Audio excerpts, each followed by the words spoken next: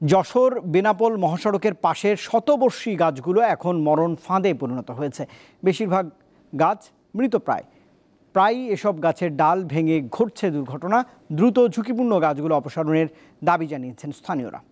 Walton microwave ওভেনের খাবার গরম রাখে দীর্ঘ সময় ধরে। Walton microwave oven.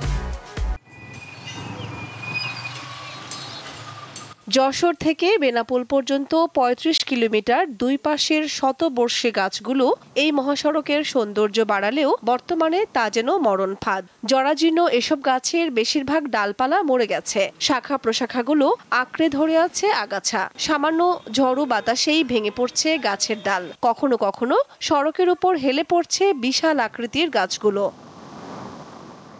একসময় শতবর্ষী এসব গাছ মানুষকে ছায়া দিলেও বর্তমানে গাছের নিচ দিয়ে ঝুঁকি নিয়ে চলাচল করছে সাধারণ মানুষ। ঝুঁকিপূর্ণ গাছগুলো অপসারণ করে যশোর বেনাপোল মহাসড়ক ৬ লেনে উন্নীত করার দাবি স্থানীয়দের।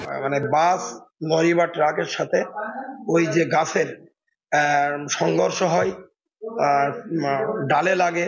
শতবর্ষী গাছগুলো রাস্তার পাশ থেকে দুই পাশ থেকে অপসারণ করে নতুন করে বৃক্ষরোপণ করার কর্মসূচি হাতে নেওয়া হোক।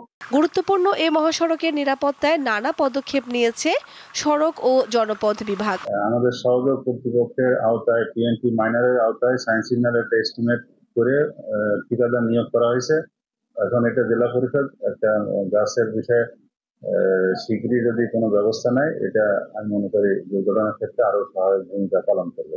এরই মধ্যে শার্শা উপজেলার ৮টি ঝুঁকিপূর্ণ গাছ ও ৯৪টি ঝুঁকিপূর্ণ গাছের ডাল অপসারণের দাবি জানিয়ে জেলা পরিষদকে চিঠি দিয়েছেন বেনাপোল উপজেলা নির্বাহী কর্মকর্তা।